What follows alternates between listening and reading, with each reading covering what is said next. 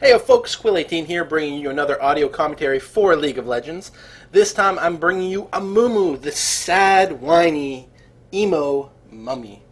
Yes, that's him. This little guy is all teared up and choked up, probably because he's covered in toilet paper or something, I don't know. But he's actually really quite a potent little tank, especially in pub games. Arguably at the very, very highest level, there are some better choices for tanks, but I have to say, like, a good Amumu will absolutely dominate the sort of low to mid ELO public games, just because his grabs are so potent, and he can actually do a respectable amount of damage, and one-on-one he's quite a scary force. So I'm laning here with my good friend Demonac, who's playing as Annie. We've got a Tristana in the mid, and a Tarek and Olaf top. So, yeah, Amumu, he is a tank, but he's got some really powerful CC. His ultimate is such that he will almost guarantee winning a team fight when it's up. Like, it's that strong. It's so good. You can use it to gank, you can use it to win a team fight. Very, very powerful ultimate.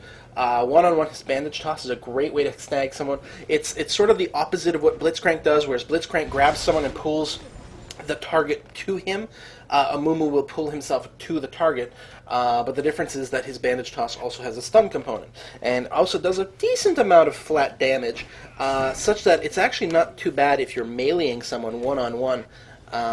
You can use the bandage toss to sort of nuke him, stun him, and then continue to inflict the damage.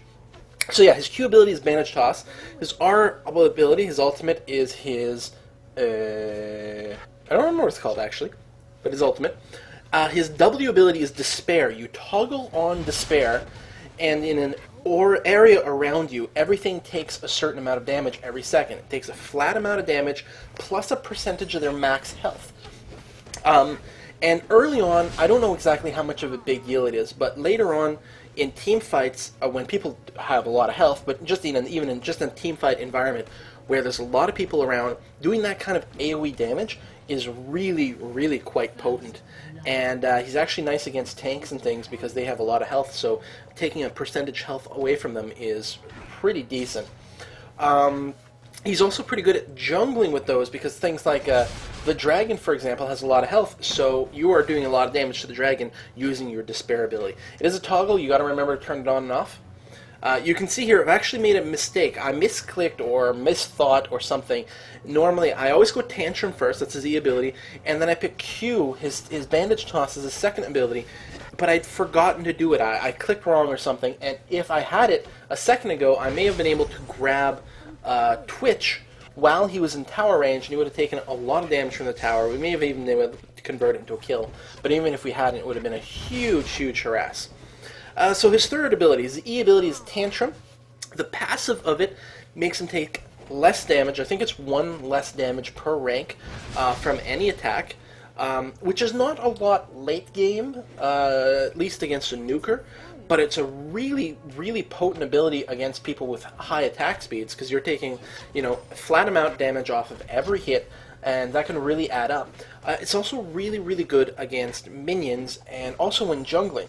But the primary reason you take it is it's on a really short cooldown. It's got an active that's on a short cooldown. When you hit it, he does a very short range. It's like slightly bigger than melee range AoE attack. You can see I used it there. That does a good amount of damage, and yeah, it does a good amount of damage, and it's short cooldown. It's very, very spammable. Early on, it's very good for helping you last hit, helping you farm, helping you push back a creep wave. For example, if you guys get pushed to your tower, you can use your Tantrum to take down a creep wave pretty quickly.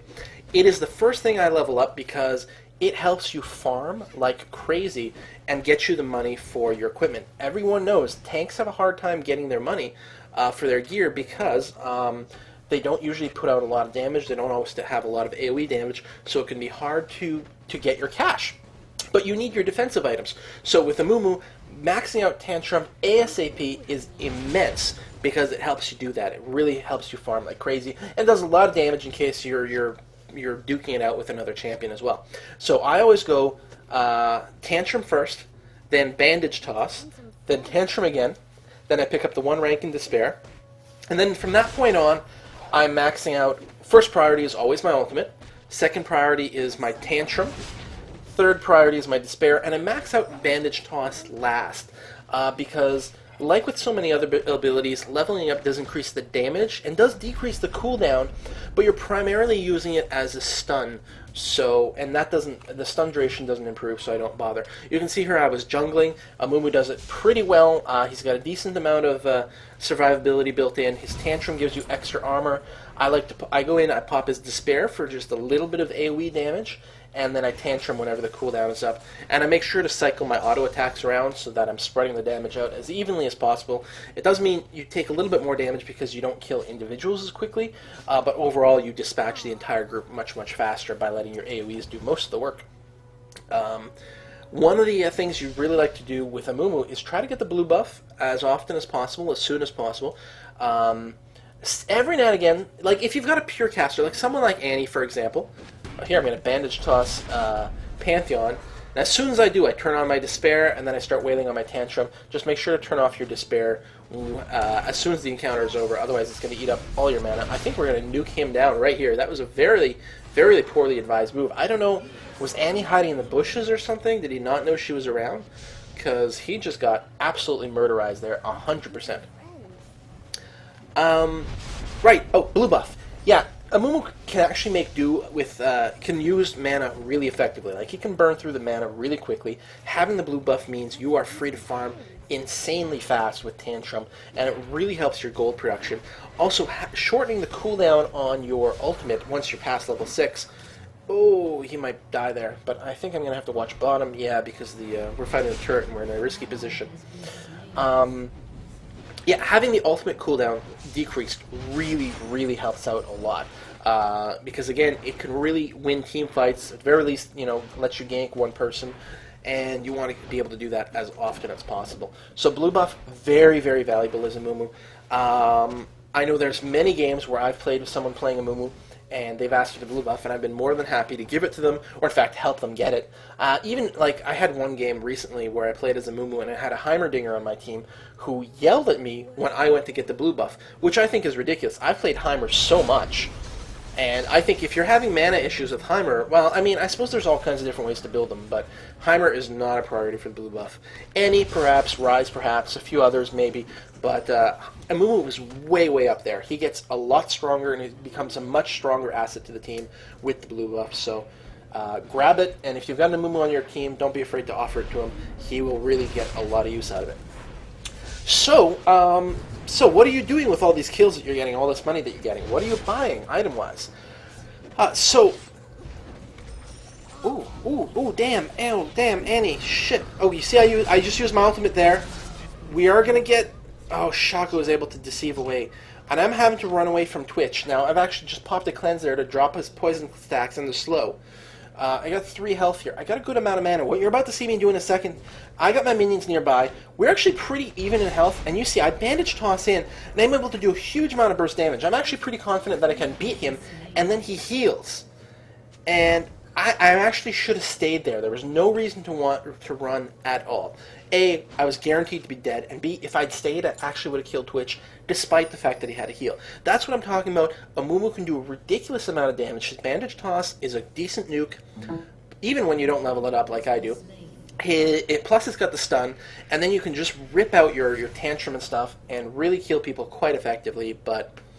I had half the idea right.